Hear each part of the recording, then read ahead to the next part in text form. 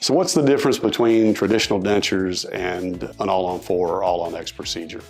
So traditional dentures are, you get all your teeth taken out, they grind the bone down, make it as smooth as possible. Many times they'll put some temporary dentures in right away. Dentures will sit on soft tissue and the bone is underneath the soft tissue.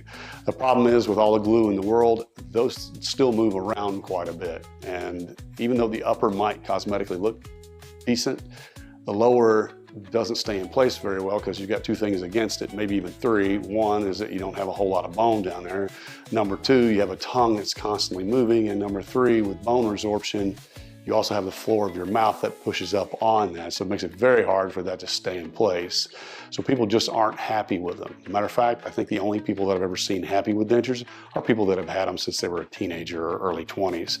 And I'm seeing them 40 or 50 years later, and it's all they've ever known, so they've adapted to it. People that lose their teeth later on in life are much more likely to choose something like an all-on-X or all-on-4 procedure, which is basically a prosthesis that's based on fixed implants that are screwed into bone. So when they bite down, there's no movement of the device. It's stable, they can eat better. Their biting strength is 80% to 100% of what it would be with natural teeth, whereas biting strength with dentures is going to be about 20 to 25% at best.